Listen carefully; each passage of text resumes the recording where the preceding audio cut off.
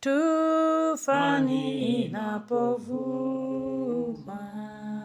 sana moyoni mwangu, huona pa kujificha mkononi mwake. Hunificha, hunificha, hunificha. Adui atanipata, hunificha, hunificha mkononi mwake. Baba mwenyezi na mwenye rehema, upende kusikia maombi yetu katika tufani mingi ambazo tunapitia katika maisha haya. Kwa neema yako tunaomba utufiche, pia ututie moyo kwa neno lako. Kwa jina la Mungu Baba, Mwana na Roho Mtakatifu, Amen.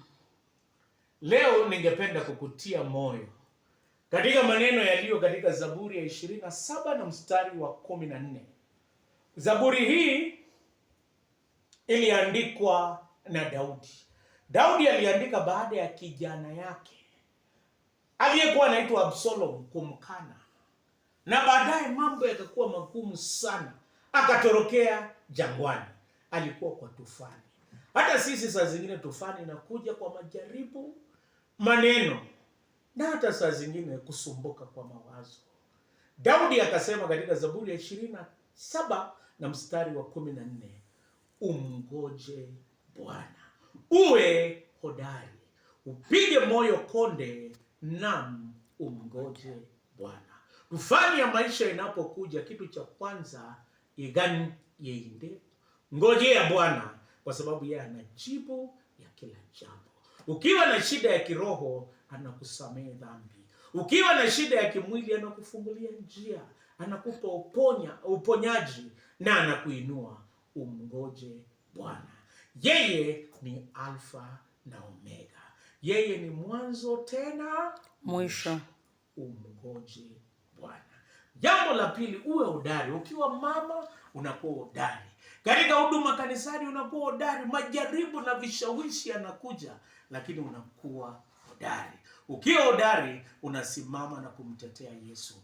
Unakuwa hodari, unasimama na familia yako. Unakuwa hodari kwa maombi, na mwishowe jipige moyo konde.